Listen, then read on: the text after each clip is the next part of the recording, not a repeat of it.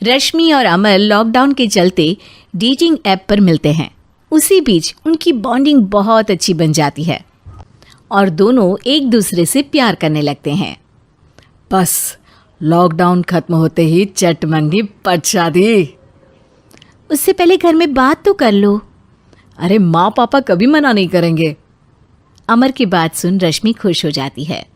ऐसे ही दिन बीतते हैं और देखते ही देखते लॉकडाउन खुल जाता है, जिसके अगले ही दिन अमर अपने परिवार के साथ रिश्ता लेकर रश्मि के घर पहुंच जाता है।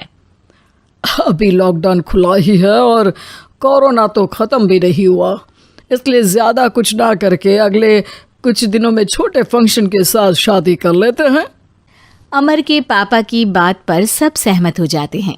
कुछ दिन बाद दोनों की शादी हो जाती है और रश्मि अपने ससुराल पहुंच जाती है।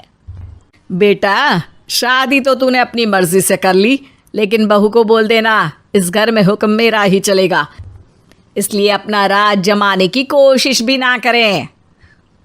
माँ, रश्मि को यहाँ सिर्फ प्यार, आशीर्वाद और अपनापन चाहिए, पैसा या राज नहीं।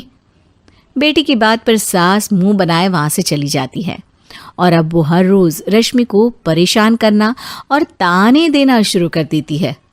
देखो, ये है आजकल की लड़की, इंटरनेट पर लड़कों से बातें करते हुए इन्हें शर्म भी नहीं आती, और यहाँ तो देखो कितनी सीधी सुशील बनकर दिखा रही है। मम्मी, शादी के रिश्ते वाले इंटरनेट ऐप से जब किसी को कोई दिक्कत नहीं है, फिर डेटिंग ऐप के ज़रिए मिलना किस तरह गलत हो सकता है? रश्मि के डेटिंग ऐप वाली बात सुन उसकी हैरान सास तुरंत तुनक कर पूरे घर को सिर पर उठा लेती है, जिसकी आवाज़ सुन अमर और उसके पापा भी वहाँ आ जाते हैं। हाय मेरी माता, इतना बड़ा झूठ! डेटिंग ऐप को इंटरनेट के जरिए मिली है बोलकर इस कलमुही को मेरे सर ला बिठा दिया। अरे नास पिटी, तुझे जरा भी शर्म नहीं आई? वहाँ न जाने कितने लड़कों से गुलू गुलू करके तुझे मेरा ही लड़का मिला था फंसाने के लिए। माँ, मुझे तो समझ नहीं आ रहा क्या बोले जा रही हो।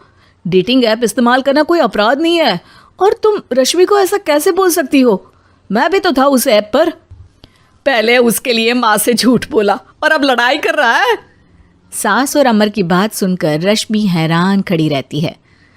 अमर, तुमने घर में झूठ क्यों बोला? ये सब देख रही हो ना, इसी की वजह से झूठ बोलना पड़ा।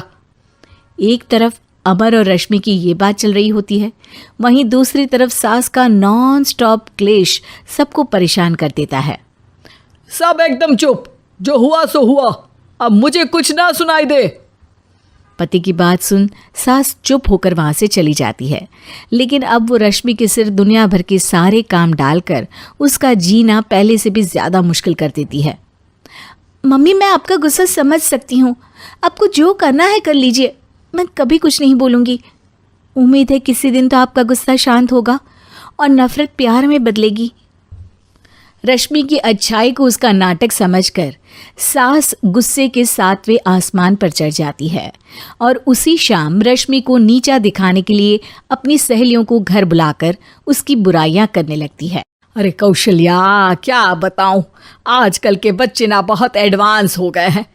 पहले रिश्ते घर परिवार वाले सब देख परख के कराते थे, और अब ये लोग खुद न जाने कहाँ कहाँ मिलकर खुद ही सब कुछ पक्का करके हमें बता देते हैं। लड़की का कैसा दिन धर्म, कैसा ईमान, कैसा चरित्र कुछ नहीं पता, बस प्यार किया और घर लाकर बिठा देते हैं। अरे ऐसा क्यों बोलती हो? आजकल बच्चे अपने आप में बहुत समझदार हो गए हैं, और फिर पूरी ज़िंदगी तो उन दोनों को ही साथ निभानी है। अपनी पसंद से शादी कर भी ले तो क्या दिक्कत, तू ही देख ले, पहले इतना अच्छा बेटा और अब सोने पर सुहागे जैसी सर्वगुण संपन्न बहू।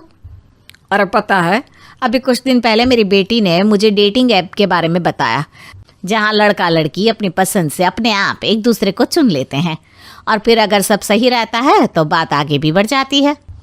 अरे इसमें इतना खुश होकर क्या बता रही हो? ये तो गलत है। न जाने कौन क्या है, कितना झूठ कितना सच है। अरे पर सोचो, जब तुम किसी के बताए रिश्ते को देखने जाते हो तो क्या एक ही बार देखने से सच झूठ का पता लगा सकती हो? ज़रूरी नहीं कि बच्चों का लिया फैसला हमेशा गलत हो। अरे बहुत बार हमसे भी तो गलत फैसले होते हैं ना। अच्छे बुरे लोग तो हर जगह मिल सकते हैं, फिर इसमें सिर्फ बच्चे ही गलत कैसे?